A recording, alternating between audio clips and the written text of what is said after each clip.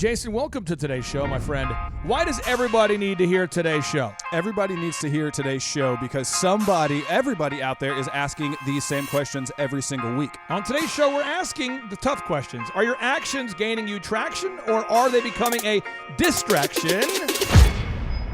Some shows don't need a celebrity narrator to introduce the show, but this show does. 2 men, 8 kids, co-created by 2 different women, 13 multi-million-dollar businesses. Ladies and gentlemen, welcome to the Thrive Time Show. 3, 2, 1, here we go! Started from the bottom, now we here. Started from the bottom, and we'll show you how to get here. Started from the bottom, now we here.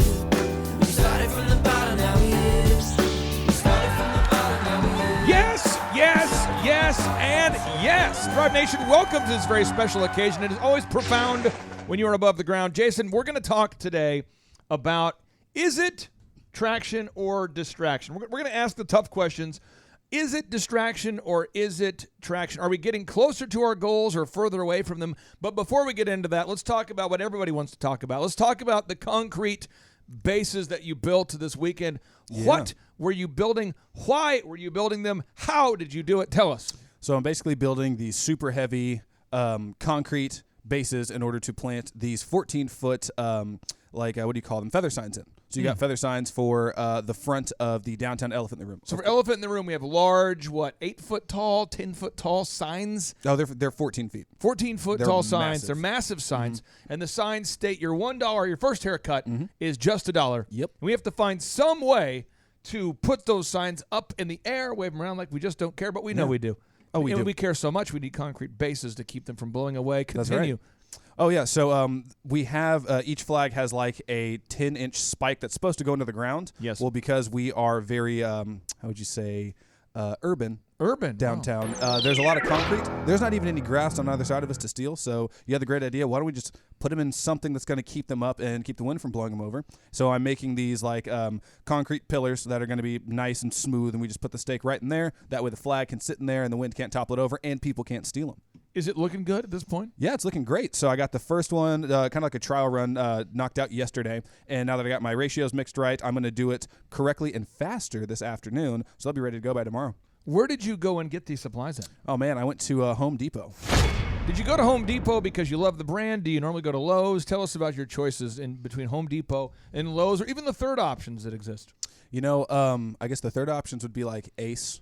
Ace? I go to Ace if I want plants. For some reason, I like their plant selection better. But no, I've always been a Home Depot guy. The people, I can always find an elderly man with the whitest hair in an orange vest that knows more about life than I do, and it's great. What Home Depot did you go to? I went to the one, so I live closer to downtown Tulsa, so I went to the one right off of Elgin. Okay, so let's just say, for the folks that don't understand or don't maybe have a context here, you live within about how many miles of the Home Depot? It's about 2-3 miles, maybe. Okay, so you live within 2 or 3 miles of that Home Depot. Let's just say, though, that in order to build these concrete stands, you decided to drive 70 miles the wrong direction. 70 miles west. Would you be getting closer or further away from making the concrete, what do you call these, the concrete? The bases? Bases. I'd be getting much further away. If you drove 70 miles the wrong way. Mm-hmm. These bases you finished, when you got done, did you look at them and say, all your base belong to us? I should have. Oh, that'd have been. It's a classic line right there. There you go. Yeah. So you though you took the shortest route possible. I did. And you went to the hardware store that was nearest you. Mm-hmm. And then you did that to get the bases put up in an efficient manner. Mm-hmm. But if you did, in fact, drive 70 miles the wrong way, that would be a distraction. It would be. I think we all get that. I think there's nobody out there that says, oh, wow, that's amazing. So now we break it into life. We get into the F6 life. We get into faith, family, finances, fitness, friendship, fun. We talk about this all the time, and we're going to keep talking about it because people at the conference tell me, dude, once I locked into my F6, everything changed. Yeah. So what you have to do today is you have to ask yourself, is that action a distraction? Is that action a distraction or traction? So let's go into your fitness routine you're doing. Mm-hmm. Yesterday you're working out with Placid Ajoku. His program is called what? Built Phoenix Strong. Built Phoenix Strong. That's the program. It's like, describe what that program is like. Yeah, so they have like a physical personal training facility in Roswell, Georgia. But for anybody like myself who's in Oklahoma who can't drive to Roswell 3 times a week, they also do an online program. So I have Placid oversees like all of my nutrition and workout plans, and then my trainer, shout out to my boy Matt, he meets with me 3 times a week and walks me through the exercises, make sure my form looks good, and then the 4th meeting, he goes over all the meal photos I send him every day of that week to make sure that I'm staying on basically on track. It's my accountability. So is that action helping you to gain traction, or is it a distraction? That's the question. Oh man, it's a lot of fun, but at no point has it ever been a distraction. I plan all of my workouts and meetings with him into my schedule, so I know when and where I'm doing it. And then the action has led to really awesome gains. I was talking to Breck about it this morning. Yesterday, after this super crazy session, I started to realize, holy crap, my physicality is changing entirely, and it was awesome. Do you and this is interesting. I've noticed that you seem happier. Yeah. And you've never been like a mopey guy, but you've always been a guy that I feel like your energy's gone up. Am I wrong in that? No, it's annoyingly so, actually. He doesn't give me a high five anymore. He actually bear hugs me and picks me off the ground every time. I'm like, oh, thank you. It's got to show off. I feel like, though, that your actual energy level has gone up quite a bit. It has, like demonstrably over the past couple months. Do you feel like that the added discipline is a distraction, or is it traction? Oh, it's traction. I have gotten so much more disciplined, just, eating the same thing, following the same regimen, instilling some form of structure has been great. Now, Breck, this is interesting. I want to get your take on this as a business Absolutely. owner. I think a lot of our listeners, that they roll out a checklist for their staff. Right. And we all know that a checklist is going to decrease errors Right. and increase quality. Sure. But yet, that being said, people hate to use checklists. Right. And it's the weirdest thing ever, because you'll have people that really, really know that a checklist is going to help them improve the quality of their business, but yet they hate them. There's an entire book written about it called Checklist Manifesto, written by Harvard's Atul Gawande. Oh, Right. it's a good book. And he talks about how people hate checklists. I'm quoting Atul Gawande. He says, the volume and complexity of what we know has exceeded our individual ability to deliver its benefits correctly, safely, and reliably. Breck, why do we hate checklists when we know? Why do we hate scripts? I mean, you want to have a show that pisses people off? You start talking about using scripts. People hate scripts. They do. Yeah, and we've used scripts for years, and they work phenomenally well. Oh, but when you have a new client, they get all mad about it. You're right. They get upset about it. Breck, why do people hate checklists? I honestly don't know, because what I found is no matter the simplicity of the task or the complexity, checklists are still beneficial. So if you've got I use a checklist when I go to the store. So if I'm getting 5 items, I can go in there and I can remember 5 things, but there's also a lot of things in that store there to distract me. Right. And so whether that's Home Depot or Walmart or Target or anywhere else that you might go, I could go in there and spend an hour and buy 20 things and end up not with the 5 things that I actually needed. And so I take a checklist. It helps me at least organize my thoughts, which aisle I want to go through, because I like to be efficient. I don't like to backtrack. And so the way that my wife puts together a shopping list is like based on the ingredients of the meal. And so they're all over the place. And so I have to like take her shopping list and then make my own checklist out of it so that I'm on the right aisle at the same time. And I'm not going from cake mix back to the eggs back to, all over the place. Now, let me tell you, folks, I'm sorry to irritate you in the morning or at night or whenever you're listening to the show, but I used to work with this doctor years ago, and I would meet with this guy, and he'd say, Clay, what do I need to do this week? Right. And Jason, you know what we do in our coaching meeting when we work with a client? Yeah. We always take all the notes We do. on the agenda. Keep it same place every time. If you're a coaching client, all of the action items that we discuss are all on an agenda. Yep. They're all on an agenda. And this guy, smart guy, doctor, he would never, ever. I'd say, do you want me to print off the agenda? Does that help you if I print it and hand it to you? Does it help you if I? No, it's good. No, if you just email it to me, it's good. And every week, for the first 3 weeks of coaching, he didn't do anything. Yep. Right. And he says, Clay, I'm just struggling to get stuff done. I'm like, yeah, because you're trying to remember it. Why don't you just print it off? Yeah. And then it's there. I mean, it's right in front But of you. his big Right. breakthrough, aha moment, his big holy crap, his big life-changing thing, he comes in looking like he won the Super Bowl, looking like he's worth $1 million, coming in. He goes, I got everything done this week. I'm like, oh, that's amazing. Oh, how'd you do it? What'd you do? He said, I printed off my to-do list. I mean, but Right. traditional education teaches us to try to memorize everything. Yep. And so a lot of people refuse to write things down. That would be distractions. What we're going to do is we're going to laser focus on the 6 F's today. We're going to go pretty fast. It's going to be kind of a short show, but a powerful show. All We're right. going to go through these 6 F's, and I'm just going to ask the listeners rhetorically, are we getting closer or further away from our F6 goals? So let's go over the I love F6 it. goals. F number 1, you have to have goals for your faith. F2, faith, family. All right? Hey, faith, family, finances, fitness, friendship, fun. Faith, family, finance, fitness, friendship, fun. You have to ask yourself, what are your goals for your faith, your family, your finances, your friendship, your fitness, your fun? What are your goals? Everybody out there, get out a sheet of paper, write it down. What are your goals for your faith? What are your goals for your family? Faith, family, finances, fitness, friendship, fun. Now, when you have your goals, you got to pick a side. You have to pick a side. You have to decide, pick a side. Revelations chapter 3, verse 16, controversial book called the Bible. You know, I joke about it being controversial. I've joked about it for years, but now it really is a controversial book. It has become controversial. Revelation Somehow. chapter 3, verse 16 reads, So then because thou art lukewarm and neither cold nor hot, I will spew thee out of my mouth. So it appears as though God is stating you're all in or you're all out. Yeah. Let's segue into the interview. Kanye West was recently interviewed by Joe Rogan. And this is what Kanye said. There's a lot of things that Kanye said in the interview, but I'm just going to cue up this particular excerpt. Joe Rogan is asking Kanye West about Planned Parenthood, and this is how Kanye West, a Christian, responded to the question.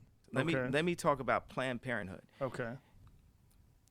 There's the last figure I saw is there were 210,000 deaths due to COVID in America. And everywhere you go, you see someone with a mask on.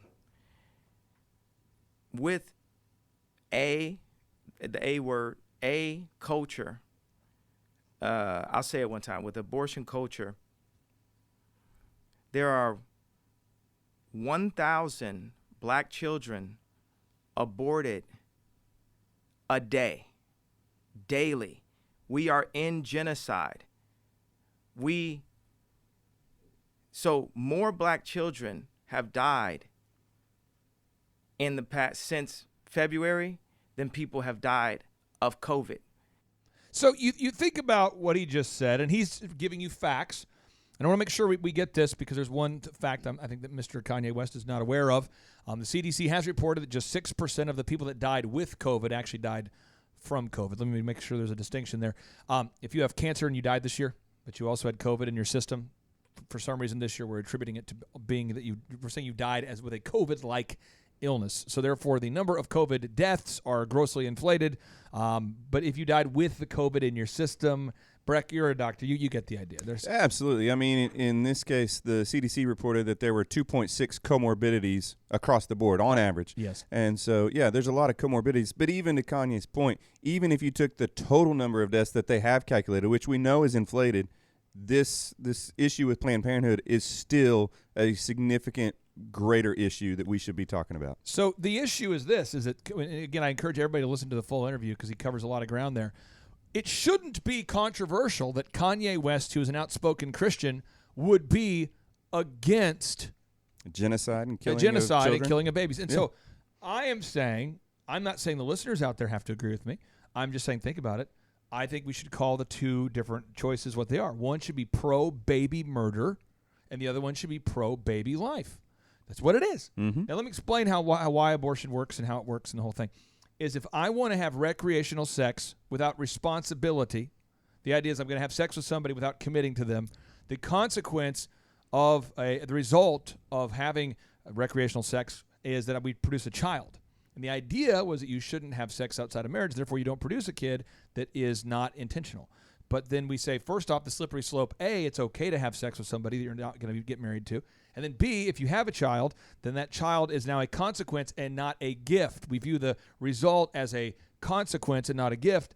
And now we say, okay, well, now we need to find a way to deal with the consequence, a.k.a. let's murder a baby. And Kanye is just pointing out there's 1,000 babies that are killed every single day. Well, it should not just African American babies. Just black There's babies. even more, but that's just the African American population. You are correct. Yeah. You are correct. So what I want to make sure we get, it shouldn't be shocking that he's picking a side. No. And I'm not saying that has to be the side that you you can't have go to half. pick. I mean, it's life or death for these babies. And Jason, I've talked about this, but as a guy who has not run around saying, it's actually in Tulsa, in my opinion, harder to say you're not a Christian than to say you are a Christian. In terms of you had to choose what's harder to say, because in Tulsa it's more convenient to be a Christian because that's the norm in Tulsa. But isn't hypocrisy the hardest part to deal with when you're a non-believer? To see people who are Christians, they say, I'm a Christian, and then they're in favor of abortion. I mean, isn't it hard to see two opposing ideas? Yeah, it's mind-boggling to me because, it comes down to it's a simple direction that you've been giving people, but it's super important. Pick a side. If you say that you're one thing, be that one thing. You can't say, oh, I'm this one thing for this little pocket of the benefits that I get, but outside of that, if it's not served me, I believe that, no, you're either all in or all out. That quote, that was one of the first biblical quotes. I think it's John's favorite quote about because you're lukewarm, I'll spew you out. You have to be hot or cold, this or that, one or the other. You can't have that cognitive dissonance. It doesn't make sense. I really, really, really, really encourage everybody right now to start today. What are your goals for your faith? And just think about it. Like, really take all day, go stand by the river, go stand by a pond, go hug a tree, figure it out, and write it down. Because if you are pro-Christ, then you're not in favor of, anti-Christ. Therefore, when someone says to me, did you see the new Ariana Grande song? No. Did you see the new Lady Gaga song? No. Did you care? I heard that Jennifer Aniston said, I don't care. I'm just being real just so we get this. I don't care at all about any of those people. To me, the least important people in the world are in Hollywood. To me, the least important. I'd rather go talk. Find me some random dude who's working at a donut shop or a Walmart or a hardware store and give me an hour with him over an hour with Jennifer Aniston. I don't care about these people. Because I am pro-Christ, I cannot handle being around those who are anti-Christ. I can't. So, but what frustrates me is people say, oh, I really, really, really do believe in Christ. Okay. So why don't you outspokenly say there's an election coming up? One candidate is in favor of abortions, Joe Biden. One is not, Donald Trump. And why don't you make a decision right there? Let me read again from the controversial book called the Bible. It's Exodus chapter 20. Reads, I'm skipping to verse 11. I'm a bad person. I skipped the first 10 verses. Here we go. It says, for in 6 days the Lord made heaven and earth, the sea, and all that was in them, and all that in them is, and rested the seventh day. Wherefore the Lord blessed the Sabbath day and hallowed it. Honor thy father and mother, that thy days may be long upon the land which the Lord thy God giveth thee.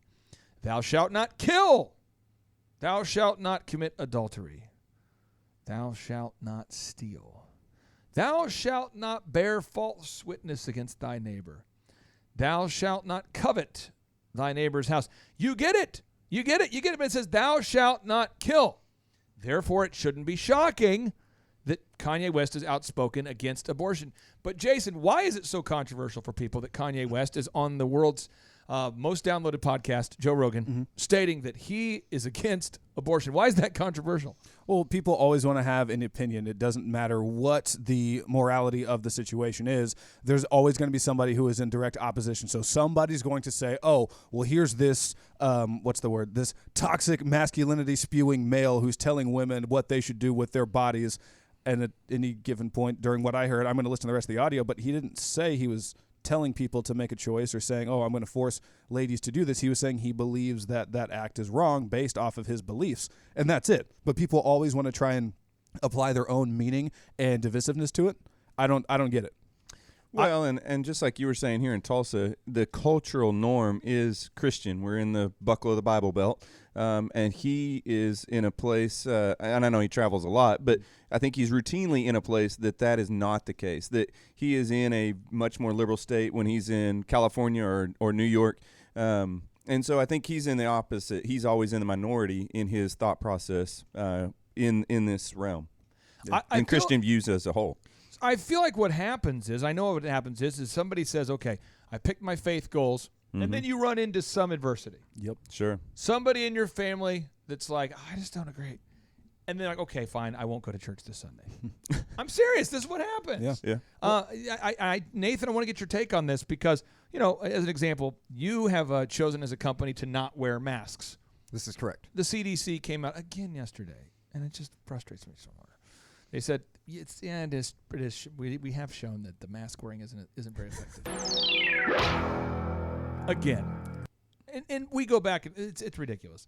So I could do I could spend an entire. You could do a whole show on that alone. Well, and I if you could. But I don't want to make sure I stand for something, you're going to fall for everything. What I want to do is I just want to, just for a second, if everybody goes to timetofreeamerica.com, let me just cite it, timetofreeamerica.com, and if you go there, I have everything cited for you, and so you can look there that, like the New England Journal of Medicine said, I'm quoting, we know that wearing a mask outside healthcare facilities offers little, if any, protection from infection. That's the New England Journal of Medicine. I also have a link here to Dr. Jim Meehan. He wrote an entire paper about why healthy people should not wear masks.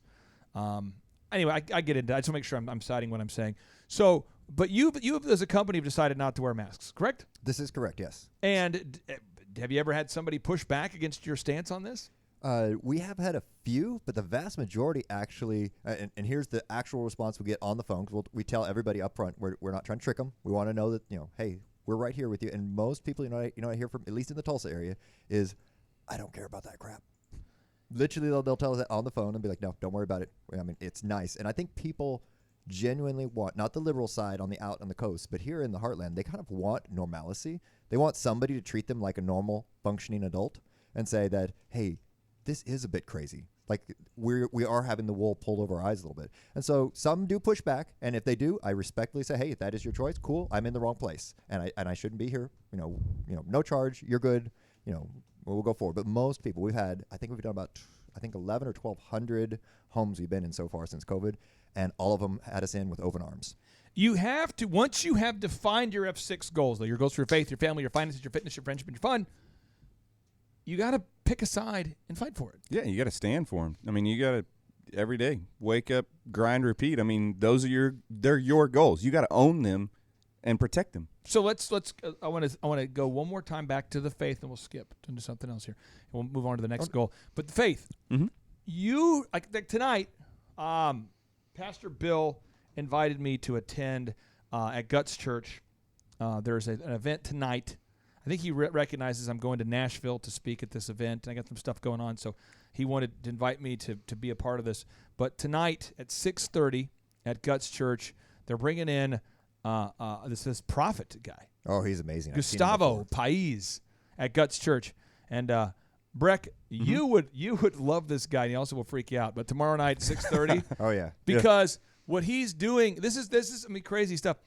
I told Pastor Brian Gibson, some things like a month ago, 2 months ago. And I've never spoken to this Gustavo guy, Pais. And his name is fun to say. And I'm talking to Brian Gibson yesterday, and he goes, hey, you know how we were talking about ABC 1, 2, 3 yesterday? He goes, Gustavo prophesied over me and told me that this is going to happen. And he's like, that's crazy. And that's what happens. And so it's exactly spot on. Right. And so this guy it's crazy. It's a little spooky. But anyway, Pastor Bill invited me to go. So it's tonight at 6:30. Well, we normally have family night every single Sunday at 6:30. Right. So I have to decide. See, I already decided though. I have to decide what's more important: faith, family, finances, fitness, friendship, fun. I have to decide that. But what if Breck, I hadn't already decided that faith is more important to me than family? What would happen? Well, I think in any kind of decision, any situation, I should say, if you haven't already predetermined a decision, then oftentimes you can get rolled over in the situation. So, like I was talking to my daughter, who's 15, about her body and being 15 and hormones and we're talking about abstinence and those people who choose to not remain chaste. And I just told her, for me, I wanted to be a virgin when I got married. That was a goal for me. And so there were opportunities and there was pressure through high school. I got made fun of, but it didn't matter because I'd already predetermined that decision. So, you know, when a girlfriend was wanting to go further, I could easily say no because the decision was already made.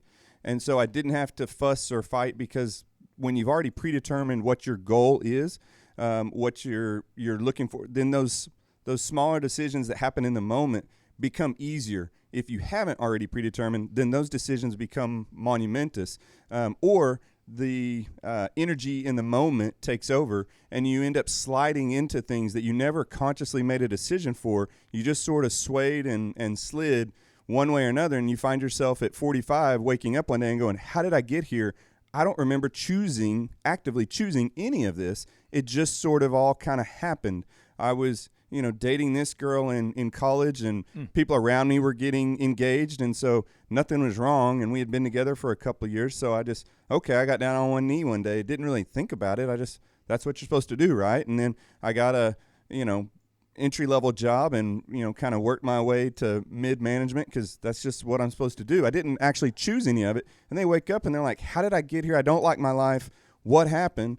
And it all just happened around them because they didn't actively make a choice. I can't wait for this episode to come out because somebody's going to be like pulled over on the side of the road just sobbing like, Breck just broke down my entire life. I'm sorry, but it's time to wake up. It's wake true. Up. It's don't true. have a wreck, but so wake up. Good.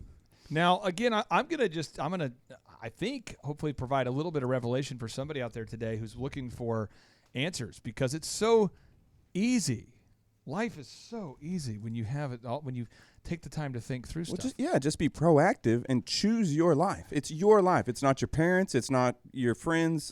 So you get to choose, but you only get today to do it today. Make it count. My family, thankfully, understands that I'm going to go tonight at 6:30 with my wife to this event, and that family comes second, faith comes first. But let's just help somebody out there who says, because there's somebody, I just talked to a young man yesterday. He's like, Clay, I'm trying to, I want to be a mask-free business, but my family, they just all think I'm mean and crazy. And anyway, well, there's that social pressure. You're irresponsible if you're not requiring masks. But what you do is if you know, and that was air quoted, by the way. I know you can't see that on the podcast. But if you actually have taken the time to think through these things, you won't have that. Again, you decide today. What are your goals for your faith, your family, your finances, your fitness, your friendship, and your fun? But then you prioritize those. For me, faith goes in first. Now, faith goes in first. Listen to this. Oh, Matthew chapter 10. Matthew chapter 10. I like this verse. It says, think not that I am come to send peace on earth. That would be, think not that God has come to send peace on the earth. Clay, can I ask you to move up 2 verses from there? Because the 2 verses that go before that will make this even more powerful. You want to go to Matthew 32. Start at 32 and then read straight through because that will be really powerful for you because it connects exactly with what you're talking about. Okay, let me. You're this is on the fly here. This is Throwing him super a digital curveball. awesomeness. Throwing him a curveball. Okay. Wait, that's a baseball reference during football season. Oh, wow. We're still playing baseball. Hey, no, World Series baseball, is still going they're having on. 12,000 people in their stadiums. So if they can do it, we all can. It's a start. 12,000 people. While Clay's pulling that up, I have to say, being a sports commentator used to look like a lot of fun. I was getting my hair cut at Elephant in the Room on Saturday, and they were watching something on. Oh, it's a fantastic place. I like that hat, by the way. Thank you. But no, as I'm sitting there just discussing with Mimi, I noticed that the TV is playing ESPN. So you got the commentators. You know how when it gets cold season, they all dress like super nice but warm? Yeah. I'm like, okay, it's probably miserable enough to be out there in the cold, and then you look and the stands are empty, and they probably think, why the hell did I come to work today?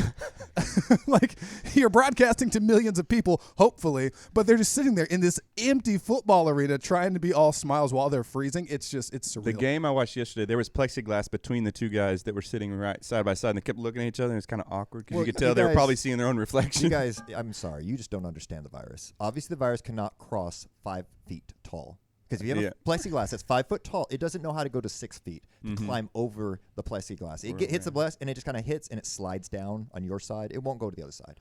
Matthew chapter 10, verses 32 through 39 reads, Whosoever therefore shall confess me before men, him will I confess also before my Father which is in heaven. But whosoever shall deny me before men, him will I also deny before my Father which is in heaven. Think not that I have come to send peace on earth.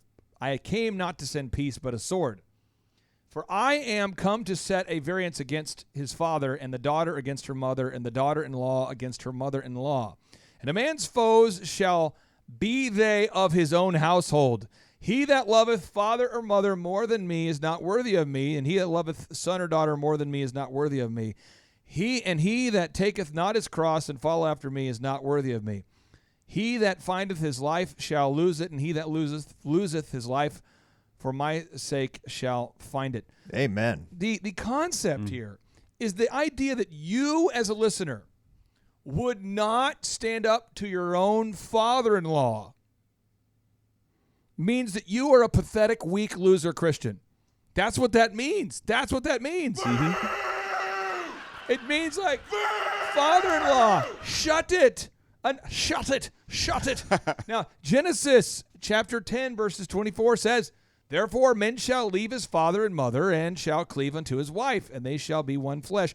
The point is, I don't care what my mom thinks at all. I don't value her feedback at all, period.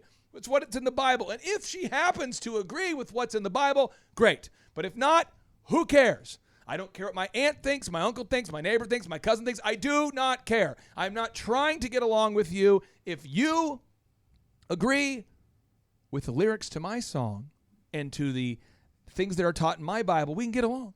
But if not, I don't care. But most people, that's not how they do religion. That's not how they do Christianity. They say, I believe in it, but I don't want to offend anybody, and therefore you're lukewarm. Okay, so faith. Sure. We start there. Faith. Yeah. Well, and there's another place in the Bible where Jesus calls a man to come and follow him. He says, wait, but let me go bury my dad. And he goes, no, let the dead bury the dead. Like, you got to know what's more important here. Right. You've got the Son of God in front of you saying, come with me or not. Well, and I'll say Here's your this, invitation. that I think the greatest cause of atheism in the world today are Christians that say one thing but do a different thing in their life. Totally they agree. deny them with their lifestyle. What you have to do right now, folks, is we have to pick a side for faith. Now we get into family. You got to decide right now, do you want to have a family? And then how many people do you want to have in that family? Do you want to have 2 kids, 5 kids, 3 kids? It's amazing to me how many times I've sat down with a client over the years, and they'll kind of whisper in there, Jason, you've seen it happen, and they'll go, like Breck was saying, they go, I don't know how I got here. What do you mean how you got where? Well, I was on autopilot. You know, my wife wants to have another kid, and I don't. And I'm gonna. I'm on a digital leash. She calls me all the time, and I got. My cousin lives with me, and my cousin lives in my house.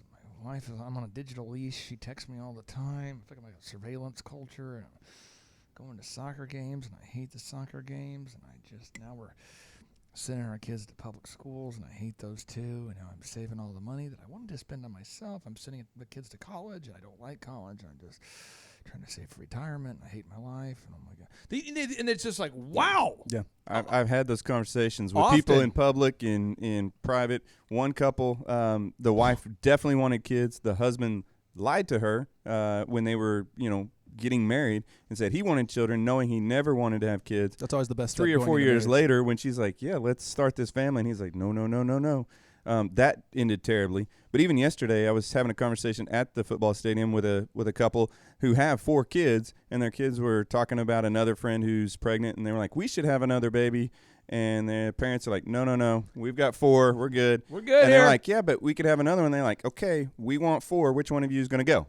We decided we want 4. It's not up to the kids. I've got an inspirational story for Clay. I've saved it for a while, and I thought this would really just bring some light. In the 23 years of carpet cleaning I've been done, I've had 2 opportunities to see young couples who weren't planning to have more kids, but then they ended up getting the opportunity to have another kid. Mm-hmm. And I affectionately call these vasectomy babies. And so they said, nope, we're gonna clip it, we're gonna undo it, and you know what? Nature, God, whoever you want to say, put it back together. And so they had another child. They loved the child. They kept the child, and they've grown up to be awesome kids. I've seen them. So, Clay, it's not totally, I know that you said you keep trying, but there is an opportunity. It may be like 1 in 10,000 or 1 in 20, but hope is not totally gone. You need to use the butter knife to put it back together. It may actually just I know some of those people. What I want to make sure that everybody out here gets out of this is the faith. Just pick a side. Just decide right now. Just pick. Stop vacillating. Family. Figure it out. So as an example, this you might say, Clay, you're the worst. You are terrible. That's fine. I'm okay. But I'm not going to your wedding. I don't go, and I'll tell you why. Because this is what I think. Correct me if I'm wrong, Breck. You not talking about your family, just in general. Right. Mm-hmm. I personally have DJ'd over 1,000 weddings. Okay. Right. And every time, this is the thought going through my head.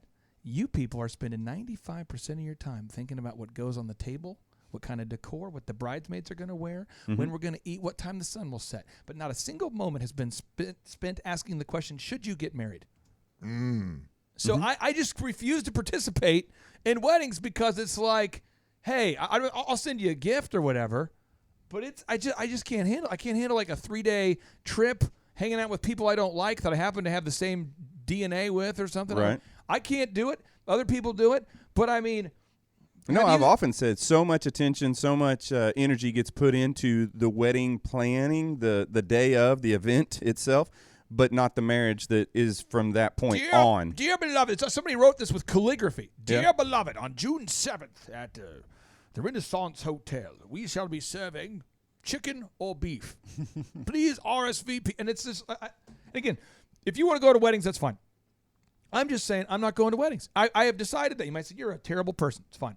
You know what, though? I have downtime. That's why I write more books, okay? Because I'm not going to weddings. Maybe you're going to weddings and I'm writing books. Maybe if you took all the time you went to weddings and spent that time writing books, you'd have more books. Maybe if I spent the time I spent writing books going to weddings, then I wouldn't have as many books. It doesn't matter, okay? Faith, family, finances. Jason, I want to get your take on this, and I want to go back to Nathan for his take on this. Mm-hmm. You eventually have to say, enough is enough, or here's what I need, or here's my goal. Because I've met some people that have an insane amount of money. Yep. An insane amount of money who hate their life. Oh, yeah. And I know some people that have no money that hate their life too. Yeah. But the people that I know who are the happiest are the ones who used money as a vehicle to get them where they want to go.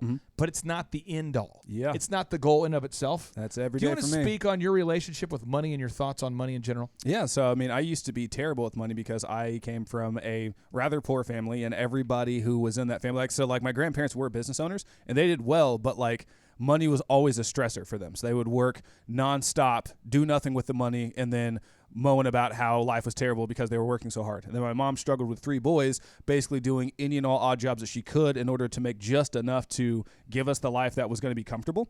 And so by the time that I started working, I had this weird dissonance of, well, do I be the person who works super hard, who hates my life and does nothing with it, or do I figure out what's going to be just enough to get me there? Now I'm to the point where I like having money in order to do things. I realize I have bills that need to be paid, but I'm not a possessions guy, so I'd much rather have.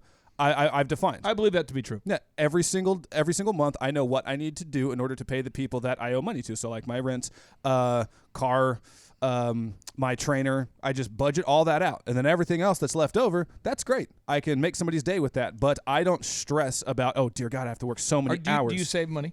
I do. And so, but I mean, it's not like.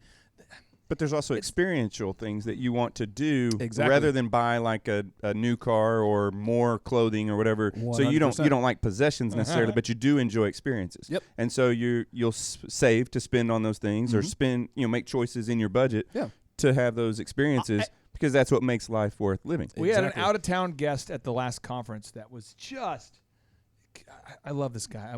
We're gonna sort this out, but he just could not get over the fact that I drive a Volvo that I bought for $6,100. I love your Volvo. And he's like, what's the catch? Is it like some teaching principle? Are you? I mean, a I've soccer got mom an old somewhere? Lexus that I bought for $3,000. Did you really? I think we should try to go back and forth. And I'm not saying that it makes you a bad person Right. if you have a nice car. I'm not saying that.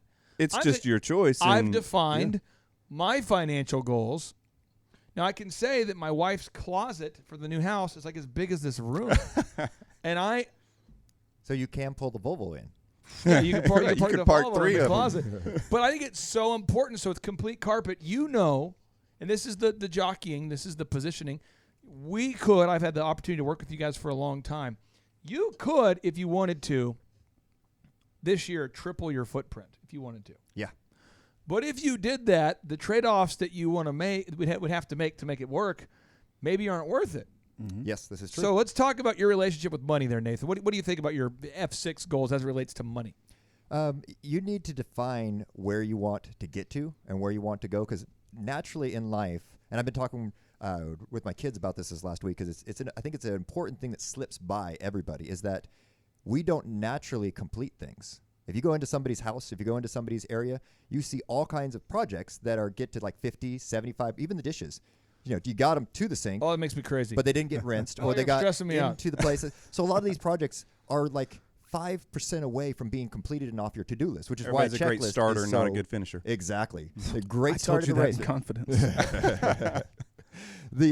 And so this boils over into our finances too. We get really close to making that budget. We get really close to being profitable. We get really close to achieving the goal that we want. But because we never pushed past that finish line, and sometimes people have a finish line, and life isn't a finish line. Life is a journey that you keep going on. So you never, because sometimes you'll hit the finish line and you just give up. You got to push past it and keep going. And so here's a part that I think is huge for our business that Clay has helped us to do, that is revelation. I was just talking with my wife last night about this, is you've got to go back and every few months, at least once a year, go back and say, am I still profitable? Because especially guys in my industry, especially guys that are like me, that are old dogs that have done it for a long time, we set our prices 10 years ago, and then a decade later wonder why we're not profitable anymore. Well, it's because we haven't updated the prices. Clay did this to us, and this is huge. This is the biggest thing we've done this year to really, I think we've almost doubled or tripled our profit. Not the gross, but the profit for this year, because we went back and said, okay, for 2020, how much does it cost to have one carpet cleaned? What is that hard number? And all of a sudden we realized at 128, and we're averaging 129 or 130, we don't make any money. It wasn't possible. We had to restructure it, and now we have, and this I believe, connecting to your faith, and you mentioned this before, if you're not being a good steward of your money, I think that God really should take your business back from you if it's not profitable, because you can't give to great charities, you can't tithe, you can't help your employees, you can't go on that next adventure, you can't help those in your community around you if you as a business aren't profitable. You've got something that could be done great with somebody, and if you're not doing great with it, Somebody else should have it. Somebody else should have it. You're monopolizing the toy. Hey, Breck. Well, I mean, like Clay said, you could essentially triple your footprint. But at the same time, I've seen some people do this where they become more profitable. They step into a new position. They've grown. They've succeeded. But then they do increase. And so they were used to being at 90 or maybe even 110% of their income. And yet when they do grow, they stay at that kind of level. And so the stress they have stays versus those who feel wealthy, those who feel like they've made, it's because they don't have that stress. So when your footprint doesn't increase with your income, then you have that margin that allows you to actually feel like you can take a breath and feel like, that's the difference is, the parameter around where if the car breaks down, you can afford to fix it, whereas before you couldn't because you had no margin. And so, when life happens, as it will, you don't have to stress over it because you've got that freedom in your time, your finances, and all these areas because you didn't just expand with the same, growth pattern that your income does. Well, maybe you increase a little, but you don't have to eat up that whole margin. Well, and to quote the notorious B.I.G., more money, more problems. I mean, Oh, it doesn't. wow. More money does not mean And I found new problems. and new problems. Yep. And the suicide rate among those who make more than $1 million is like 50 or 40% more than those who make less. Okay, I'll stop at 999. Yeah, there you go. You find that right one. Clay, you had a great podcast you just did recently with, I think it's, I'm not going to pronounce the last name right, but now you know. Wow, Nathan, Wow. Nathan, you sounded just like Biggie right there. it's a vocal technique I've been working on impressive. for, It's I think it's Mark, it's K-O-C-H, is it? Coke? Coke? Yeah, Is it Coke? Mark Koch. So Mark Koch, he had a great part in there where he's talking about how he had finished Lost in Space, had all the money, had bought everything he ever wanted, $1 million mansion, every car, everything, and his wife had walked out, and it was him alone in that mansion, and a guy walked up to him and said, hey, what have you done this for? And handed him a Bible. And he said, I realized I You are gained the the one lost in world, space. and I was the one lost in space. Exactly. Yeah. And if you don't know, now you know. Okay, now what I want to do is I want to make sure we're going back to this because I think a lot of times we have to hear something 3 times, 2 times, hear it from this way, from that way, from this angle, all different ways before we get it. It's okay One if person you- plants a seed and then another person harvests it. We got to get it. So Somebody needs to water it. faith, pick your goals for your faith. That's not yellow Family, rain. define your goals for your family. You have to do it. Define your goals for your family. Again, I just want to be very clear. Define your goals for your family. Be very clear about it because there's all sorts of people. things during the day that could be a distraction. Sure. All the time we get invited to go to things that are not good for the development of our kids, to go see movies that aren't going to help our kids learn what I want them to learn, to go hang out with a friend whose parents are crazy, to where there's a lot of strife and drama, to go on a trip with a family we don't want to go on a trip with, to do things you got to define your goals for your faith, your family, your finances, all right? Now, you also have to define your goals for your faith, your family, your finances, your fitness, your friendship, and your fun. You do all that. And recently, one thing I've been struggling with, but it's like sort of 39, maybe 40 here in November, and I'm going, I don't feel the need to buy a sports car. I'm going to have like a midlife crisis. But you do have the Volvo. Well, but I found myself just being like, it's like hollow. I'm like, well, hit all the goals. Okay, it's cool. Helping 160 clients, that's cool. Antifa, it's not cool. Not cool. And then I realized very few people are speaking out against Antifa. Mm-hmm. That's not cool. And then I'm realizing Marxism and socialism, and very few people are speaking out against that. And I'm like, that's not cool. And then I started recognizing, Jason, a lot of people who I thought were on my team aren't speaking up. Yep. So I opened the controversial book called, it's almost hard to pronounce, but Bible. The Bible. I opened up the Bible, and I was thinking to myself, the book Ephesians was written by this guy named Paul. Mm-hmm. Jason, pop quiz. What do you know about Paul? His name was Paul. Okay, that's good. That's good. Starts It's a with good P. start. Okay, so let me tell you what I know about Paul. These are things I know about Paul. Paul once was Saul, and he behaved very much in the way that the pre-Christ Kanye West did. So very much living for the world. He was what you'd call a Pharisee back in the day. But his whole thing was, let me tell you how bad he was. He would round up Christians and actually turn them into the Romans, and then the lions would eat them. He was a person that rounded up food, a.k.a. humans, that they were feeding to the Romans. Crazy. Or hold the jackets when they were being stoned, or Nuts. Mm-hmm. And so...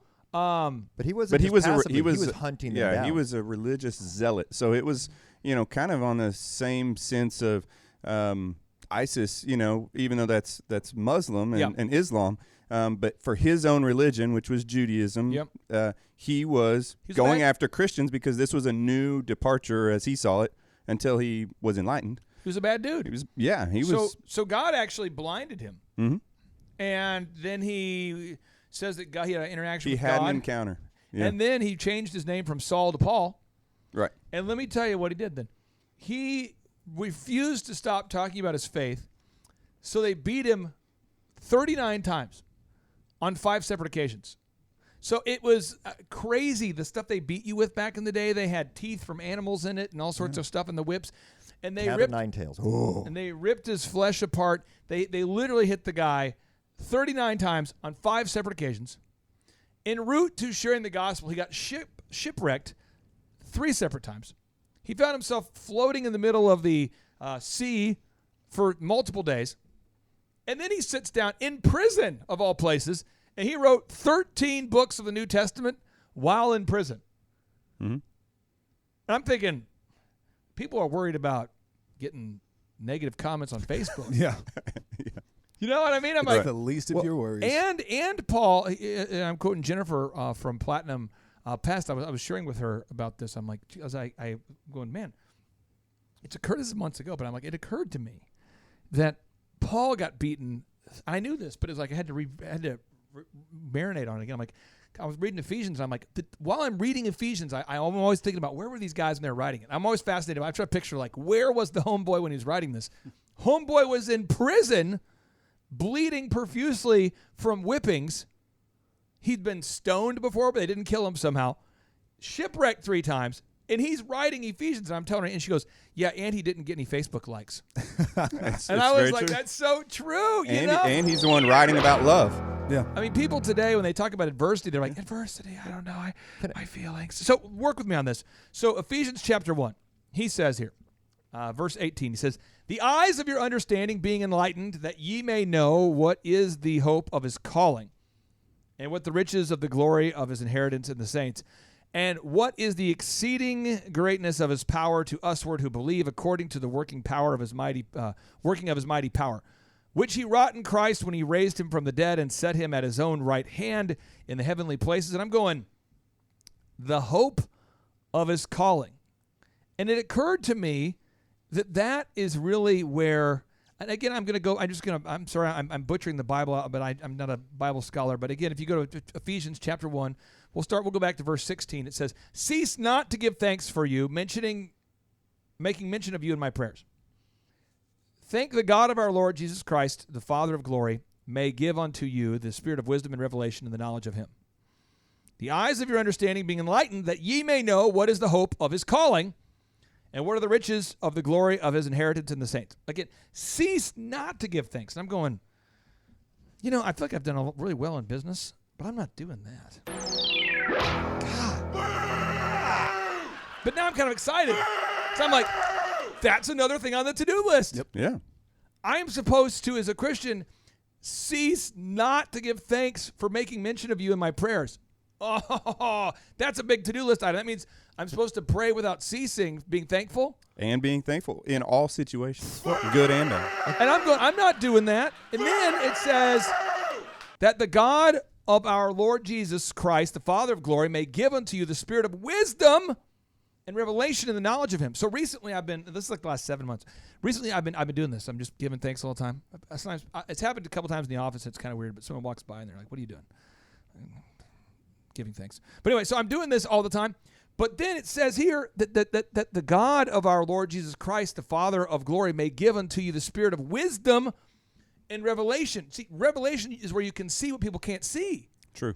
So I'm talking to like a governor, or I'm talking to a governor. I'm talking to a mayor. I'm talking to the county commissioner. And Jason, you've been stuck in the meetings with me for now 7-8 months about this. Mm-hmm. How many other people knew that the models that said that 2.2 million people might die from coronavirus were created by Amazon? How many people knew that? Nobody knew that until you and John dropped the info on us. Like, not a single person. I mean, so I spoke at the NRA the other night. The NRA asked me to speak to a group of people. Yeah. Why is the NRA asking me to speak? But they asked me to speak, and it's like, because you know what no one else knows. People keep telling me, you guys over there know what other people don't know. And I'm going, I mean, that's true. And they go, well, how do you know? I'm like, well, I think what is happening is that for me, what if the Bible's true? Bill Shear, my pastor, asked that question. What if the Bible's true? So I decided I'm just going to cease not to give thanks, making mention of you in my prayers. And I'm not perfect. I'm getting better. And then what's happening is that the God of our Lord Jesus Christ, the Father of glory, is giving me a spirit of wisdom and revelation. So I'm like seeing things that other people don't see. It says, the eyes of your understanding being enlightened, that ye may know what is the hope of his calling. All of a sudden, I find myself oddly more excited about today and this week than any time in my life. I'm like, if the Bible is real, this is like the Super Bowl. Yeah, absolutely. This year, and I was thinking 2020 is perfect vision. This is the year of clarity for people, where people have to pick a side. Yeah. Everybody's seeing 2020. I mean, people that I have talked to for years who've kind of not picked a side. They're like, I don't want to get political. I'm seeing people. Jason, I met another black Republican on Friday. Nice. Christian Fletcher. And he's like, yeah, dude, I'm part of he's friends with Anthony. Nice. He might come work with us. And I'm going, heck yeah. I don't recall people 10 years ago introducing themselves and saying, hey, I'm also a black Republican. Like, I'm not cold calling people and saying, are you black? Yeah. Are you Republican? Uh-huh. That's not happening. Yeah, I tried that. It's weird. but people are. I mean, it's that was you. Oh. But Jason, this is the year of pick a side. Yeah, it is. And so I had a capstone thought as far as all of this goes, because whether it be the businesses that I've worked with or the people that I've known in my life, like having you introduce the F6 goals to me at the point in my life where I was developing and on the track to getting better was awesome, because it gave me structure. But the biggest issue that I had, that I see that everybody has, isn't their inability to schedule the time to implement any of these or to to figure out or define even what these traits are. It's the fact that the second that they decide what they want to do for their faith, family, finances, fitness, friendship, and fun, they immediately quit when opposition or when any opposition comes their way.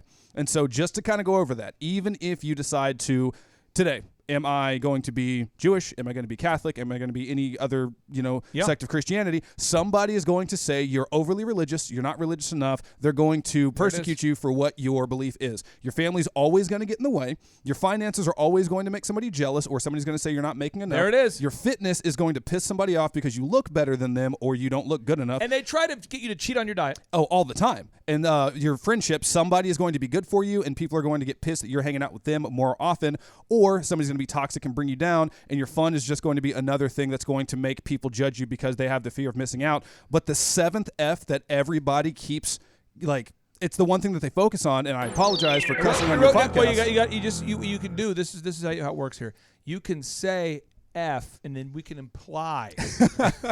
We can imply what you're referencing. So we know what a cluster fun is, so we can use fun. Or you can just say it's a fuster cluck. There you go. But no, that's the thing. That's what makes me super obsessive about this is the only reason why I'm able to wake up every single day and have it be the best day of my life is I don't care about that seventh F. I don't give that to anybody else. That's up for me to decide. And so when it comes to these 6 principles, you have to be super intentional about it. And the fact that you care so much about what people think is what's stopping your growth on any of these. Amen. So Charlene Bollinger reached out to me, and Breck will come right back to you. No, you're good. Charlene Bollinger, just so we understand who she is, she's the lady who built this organization called The Truth About Cancer. Breck, I'm not sure if you've heard about this. I met her at the Trump Hotel in Washington, D.C., and this woman is a woman of faith. I met her at the table that I was seated at. I'll pull it up on the screen. This is Charlene. She was discussing some things with Tiffany Trump, Donald Trump's daughter, and with Marla Maples, Trump's ex-wife, and other people that our listeners would know. And I meet this woman, and she is all about her website's called thetruthaboutcancer.com. She has over 2 million people that interact with her on her newsletter. Right. So when she asked me, Clay, I'm having an event, and it's going to be in Nashville, and it's going to feature Roger Stone. Roger Stone, a lot of people maybe don't know who Roger Stone is, but Roger Stone is a very controversial PR consultant for President Donald J. Trump. And he went to prison, and recently Trump got him out of prison. And he is there's a documentary made about Roger's life, but Roger's going to be a keynote speaker there. Mike Smith, who made the movie The Out of Shadows that you can't get anywhere. Mickey Willis, who made the Plandemic video series. You got Alan Keyes, a political advisor, author, former ambassador to the UN, past presidential candidate for the United States. He'll be there. I go on and on listing off the people. I somehow made the list. Clay Clark is going to be there. Yeah, that's a guy right there. Hey, Jason, you saw this lady, Nurse Erin Olszewski. By the way, you should go to this. You would love this. Is this in Nashville? Yeah, you'd love Thursday? it. Yeah, you'd love it. It's the 30th, so I think it's Friday. Yeah. Oh, Friday. okay. But anyway, she's the COVID whistleblower. She's the nurse who pointed out that remdesivir is killing people. One of my favorite authors, the guy who wrote The Creature from Jekyll Island that explains that the Federal Reserve is not federal and there is no reserve. G. Edward Griffin, he's going to be speaking there. Richard Bartlett's going to be there. There's so many just big-time people. We've got legislators there. We've got senators that are going to be there. But when she asks, can you speak? I go, yes. Yes, I can speak there because I already have clearly defined my goals for my faith, my family, my finances, my fitness, my friendship, and my fun. But this Ephesians this year, to me, has been so big because I'm going, as I'm reading it for the 18th time, I mean, at a certain point you would think I would get it, but I'm a dense man. I think oftentimes that's the purpose of the Holy Spirit is to help open our eyes when we're reading it so that even when we've read it 18 times, you get something new or better each time. It's so rich that you just keep diving deeper and deeper. Well, and Paul said he can't give you the meat until you've mastered the milk. And as you keep going over it, you get more and more closer to the meat and into the really deep stuff that you couldn't get before. Now, I want to make sure that we're leaving you with a really good, actionable plan here today, folks. A good, actionable plan here, okay? Jason pointed out a concept that Aristotle would happen to agree with. Aristotle once said, there's only one way to avoid criticism. It's to say nothing. He says there's only one way to avoid criticism. Do nothing, say nothing, and be nothing. Let me try it again. There's only one way to avoid criticism. Do nothing, say nothing, and be nothing. That right there is a profound idea. Mm-hmm. So what we have to do today is we have to figure out that what are our goals for our faith, our family, our finances, our fitness, our friendship, and our fun. There's only one goal. I mean, it's a free country, so you can do whatever you want right now. But I'm going to say there's only one goal that I would encourage you not to make, and that would be to be universally liked. It's a waste of time. It is a waste of time. Because I'm just telling you, I watched you on your diet, Mm-hmm. and I watch humans around you interact, and it cracks me up. And I don't even know if it's subconscious, if it's conscious, Mm-hmm. maybe both. But I've watched it happen many times. People are like, hey, Jason, do you want to get some pizza? Or at the conference, like, you want a pizza? Want some pizza? And you're going, no. And the more disciplined that you become, the more locked in you've become, the more they try to knock you off the course. Oh, yeah. It's the weirdest thing ever. Yeah. I'm supposed to go over to my mom's for dinner tonight. And she's like, oh, we're having all this. And I said, I'm going to bring my own food. She goes, but we're going to be making ribs and garlicky mashed potatoes. I'm like, that sounds great, and you guys are going to enjoy that. But Coach P says I have to eat a vegetable and a protein, and I would like to have that of my choosing, so I'm going to bring it. And they're going to go, well, just a little, because it's drifting. Yep. And You know, then some it people have kills them. relatives that they're cooking. You bring your own food. I'm telling you, though, people will, it starts with a little drifting, though. Just Right. Someone a little says, bit. well, But you got to expect it. I mean, to Jason's point, it's not that it might happen. You know, when you set these goals and you get very clear and you start to take a step in the right direction, you should expect that there's going to be opposition to every one of these goals from all directions. Some internally, like, you know, people you think are on your team or would have your best interest, or people who are outside. Anytime you set exceptional goals, you're going to run into people that disagree with you. And here's a little excerpt from T.D. Jakes breaking down what Dr. Breck just said. Listen, this is Pastor T.D. Jakes explaining what Dr. Breck just said. So Jesus, who is exceptional, is having a conversation with ordinary. And exceptional and ordinary always have a conflict. Anytime exceptional people dwell in the midst of ordinary thinking people, there's always going to be conflict. That's what it is. There's always going to be a conflict. And if you go out there thinking there's not going to be a conflict, your goals are going to quickly You're going to get evaporate. sideswiped. I mean, you're not expecting it. So that's that, like, blindsided hit in a football game. You didn't have your head on a swivel looking for that linebacker to take you out. You've got to be looking for that because it's coming. There's a freight train of humanity coming at you. Well, and if you, I interject one quick thing here. For those that aren't Christians or those that are, a lot of times you look at the Christian who's really walking the faith and actually doing it. We've talked a lot about Paul in this segment. In Philippians 4, he talks about this. He said, you wonder sometimes, you see the guy who's doing it against all the odds, and you're like, how the heck is he making it and doing that? I would love to aspire to that, but I can't. I tried to just do it in my own strength, and it's not working. And Paul talks about this. Remember, he's in prison. He's been beaten. He's been shipwrecked. He's been all this stuff happening to him. So he writes most of these in prison. And here's a guy in prison, and you're saying, hey, how did you do it? How did you accomplish it? And it says, I speak in Philippians 4:11, not that I speak to you in regard of need, for I have learned in whatever state I am in to be content. And you're like, how can you be content? How is that possible in all these different states when there's a mask mandate or when your business is crumbling? How can you still be content and soldier on and do well? And he says, because I know how to be abased and I know how to abound. So I can know how to be in lack. I know how to be in generosity. Everywhere and in all things I have learned to be full and to be hungry, to abound and to suffer in need because of this one thing. What is it?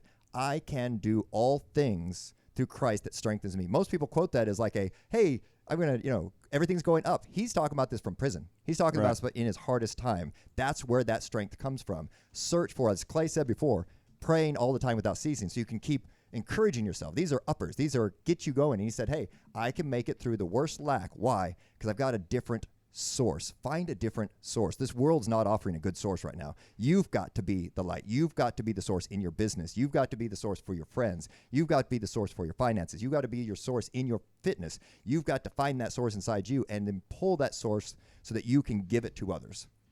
Folks, if you're out there today and you feel stuck in a rut, you don't know what to do, you don't know the next step to take, I encourage you to get on out to a Thrive Time show, in-person, 2-day interactive workshop. We have over 1,000 people. They're so good. All across this great nation who've left us an objective video review or a Google review. between Google reviews and video reviews, and iTunes reviews and all sorts of reviews, I want to say there's over 5,000 reviews now out there. I know there's at least 4,000 reviews, and I think we're getting close to 5,000 reviews.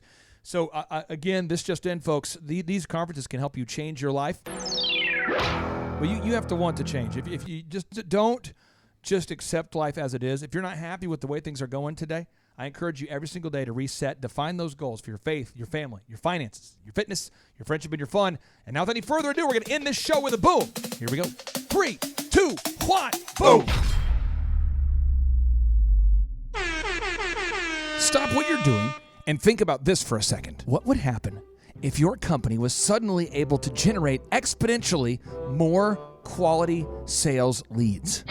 That would be incredible. What would happen if your company came up at the top or near the top of the Google search engine results? Well, I would just feel overwhelmed with all that business. How many thousands of dollars in lost sales or millions of dollars in lost sales are you missing out on simply because your potential customers can't find you when they go online to search for the products and services that you offer? I refuse to think that thought because I don't want any more business. Unless you are a dirty communist that hates money, my new book, Search Engine Domination, will help you grow your business. In my new book, Search Engine Domination, we will teach you the specific steps that you need to take to dominate the search engine results. What do you mean by dominate? You see, in my new book, Search Engine Domination, we will teach you the specific steps that you need to take to dominate search engine results. Download your free ebook copy today at thebestseobook.com. I repeat, that's thebestseobook.com. My name is Amy Baltimore, and I am a CPA in Covington, Tennessee. I've been working with the Thrive team now for about a year. One of the first things that they did was to update my website and my search engine optimization. I prior had a website, but I was not being found on Google, and all of my new business was coming through referrals from friends, family, etc. And right away, I started to see results.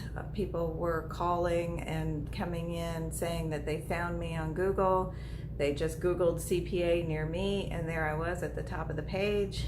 And so it's been a great help to my business. Again, you can download your free ebook copy today at thebestseobook.com. Hey, this is Dustin Huff. I'm with Keystone Harbor Marina. We joined Thrive back in January and have been working with these guys for about 7 months. During that time period, we have moved up our Google rank through reviews and SEO processes that we've compiled through these guys. Our leads have gone from about 4 a week to now 165 a week. So the process works. I will tell you from experience, once you begin, you have to stay with it. As long as you continually do this week in and week out, month in and month out, you'll continually grow. The system works, but nothing works unless you do. You've got to take some action. Download the ebook for free today at thebestseobook.com. Hello, my name is Daniel with Daniel's Heating and Air here in Amarillo, Texas. The way Google has affected my business, we have got a lot of calls from Google. Right now it's July, and we've had the best month ever. And it took us about 8 to 10 months to get on top of Google, and I'm glad we did. Remember, nothing works unless you do. You have to go to thebestseobook.com today. Download the ebook for free. Just download that ebook for free, and you'll be off to the races. Hi, my name is Christina Nemus. I'm the owner and operator of Angel's Touch Auto Body and Detailing in Bourne, Massachusetts. We have been working with Thrive and their coaching for, say, 8 to 9 months, and it took us about 6 months, 5 to 6 months to get on the top of Google, and with their help with the website and marketing, and the SEO and retargeting ads with Google, and it has been phenomenal. We just have light and day business coming in, phone calls coming in, walk-ins, referrals. It's just through the roof, and we couldn't be happier. At the moment, we are up 50% this year from the previous year, and not only is that part of our own hard work and diligence, but also with the help of Thrive and what they've done for us and getting us on the top of Google and, you know, all their knowledge and coaching. And yeah, so super grateful, super pumped to see what the future holds for all of us. Thank you. This is your year to thrive.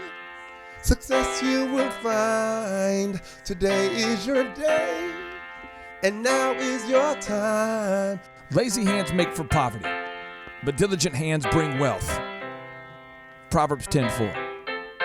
I'm here to tell you, you can do it if you can just motivate yourself. 12 the masses had to cut off a few, so on the daily you and I could rendezvous. A misshapen tree that I had to prune. I had to make cuts to be here daily at noon. So like a tidal wave of knowledge monsoon, I could rain on the parades of those who doubt in you. Are you the next Rockefeller or the next guru, or the next Dr. King who's changing the rules? Walls are in your way, will you run right through? Like a running back, forth the one, it's up to you. I remember my days back in the dorm room, tuned to the gloom like the temple of doom, overwhelmed with the doubts that try to consume my hope for the future that I could pursue. But from the mountaintop now I can conclude that you have what it takes if you want the view to. This is your year to thrive.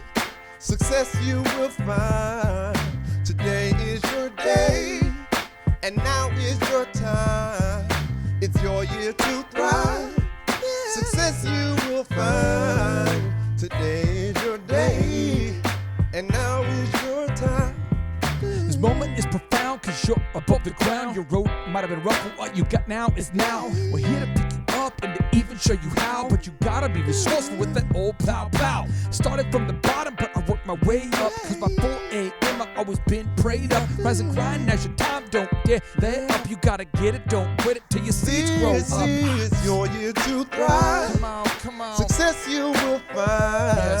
Yes. Today is your day. Somebody say, and now is your time. it's your time. It's your year to thrive. Come on. Success you will find. Today is your day, and now is your time. It's your time. Yeah, we all have a wish and we all want to win, but we cannot begin without self-discipline. If you fall on your face, get yourself up again. Attach yourself to goals, not fail with the friends. When the storms get rough and it's scattered and leave, you only be there with yourself and what you believe. We believe in you, but not as much as God does. If you're going through hell, he's got nothing but love. Apply what you learn, increase what you earn, and in due time You you got have money to burn. Apply what you've learned, increase what you've earned, and in due time you got money to burn. Sing it. Apply what you've learned, increase what you've earned, in due time you got money to burn. Sing it. Apply what you've learned, Sing it. increase what you've earned, Yes. in due time you got money to With this burn. miracle, Yeah. I look to shout down the doubters, kill the weeds that be killing your dream flowers, empower you to devour all the obstacles that make your sweet dreams sour. As for me, I used to stutter, but now I'm on the microphone smooth like butter. If I can do it, I know you can too, but you must stick to it like postage do. And while Merton's on the chorus, singing what he sings, I encourage you to dream big dreams. Today is your day. Today's your day. And now is your time. It's your time. This is your year to thrive. Sing it, sing it. Success you will find. Today is your day. It's your day. And now is your time. It's your time. Today is your day. Come on. And now is your time. Sing it, Martin. Today is your day. Now is your time. I realize I can't sing like that, but I can talk and play the woodblock. Okay. If you guys need me, I'll just be over here.